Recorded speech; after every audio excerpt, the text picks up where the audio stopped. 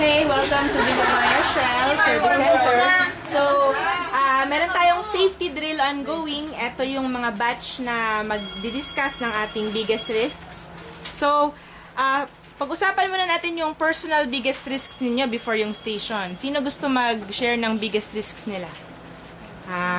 Sino ba? Si Jerry? Jerry. Sige, Jerry. Ang aking biggest risk personal ay ang maaari akong ma-aksidente habang ako ay nagmumotor. So, dahil dito, sa araw-araw na pagmumotorsiklo ko, yung mga incident na talagang magkakaroon ng aksidente, so kailangan ko talagang mag-ingat at palagi magsuot ng helmet para maiwasan yung Okay. Okay, so para sa inyo, ganun din ba pagbiyahe? Sino mga nagbabiyahe din? Okay, so motorsiklo sa pagbabiyahe. Sino pa bang gusto mag-share ng personal biggest risks nila? Sige, Ellie.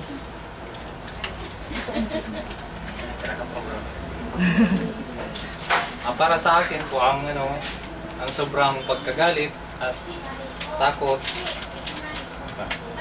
Yan, gumawa pala tayo ng activity dati. Ang aking personal risk. Dahil pag matindi. Sige, basahin mo na lang yung sinulat mo before.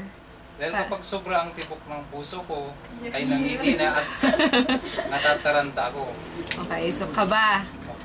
Okay, tapos baka health din yan, no? Meron din tayong mga katrabaho na merong health problems. Nervyos. Meron din tayong katrabaho na nagha-high blood, ganyan. Okay.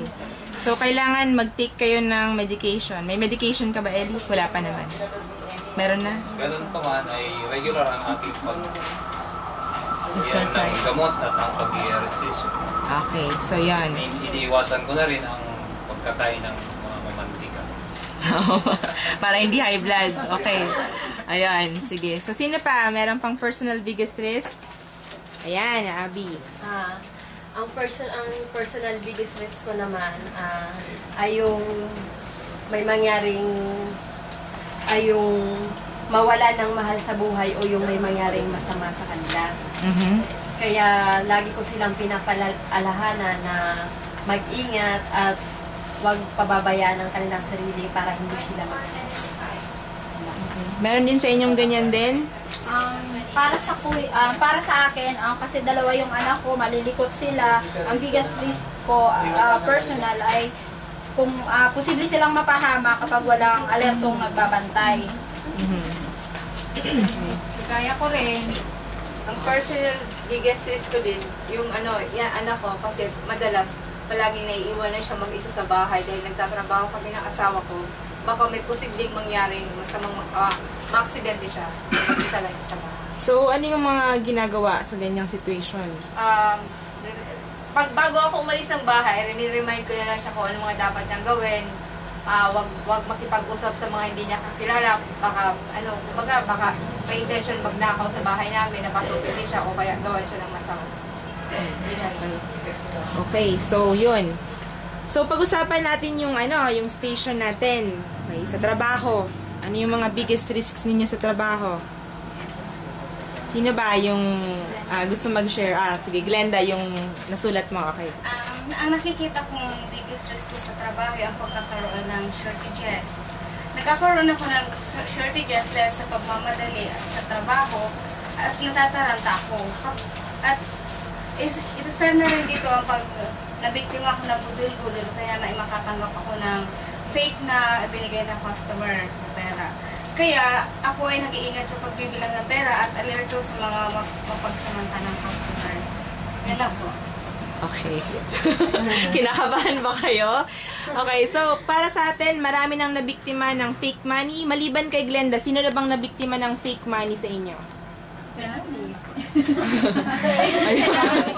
Marami na. Tapos meron din tayong budol-budol na nangyayari. Okay, so sino yung other persons na gusto mag-share? Nolly? Sige lang. Sa palagay ko, ang biggest risk ng ating istasyon ay sunog. Hindi malayong mangyari dito sa istasyon ang sunog dahil ang pangunahin nating produkto ay gasolina. Flammable nga yung gasoline. Gasoline. Kaya dapat palaging ipaalala sa customer ang 5 safety pillars sa tuwing ito ay magkakarga. Okay, yung Yan safety lang. pillars. Saka sa pag-receiving din, no? Ikaw din yung in charge mag-receiving pagkahapon. Okay? So, kumusta naman pag nagre-receiving? Ano yung ginagawa natin pag ano? Palaging nakaready yung fire extinguisher sa tuwing magbubukas ng bag ng tanker para tayo ay palaging naka-alert kung magkaroon man ng sunog dito sa estasyon. Okay, sige. So, ano pa ba? Ano pa bang, para sa iba, ano pa ba? Meron pa ba na biggest risk? Ayan, Dayan, sige. Ang biggest risk ko naman sa trabaho ay ang hold up, lalo na pag night shift. Baka sa sobrang nervous kapag nangyari ito sa akin ay may magawa ako na hindi magustuhan ng hold upper na dahilan para saktan niya ako kaya ipatay.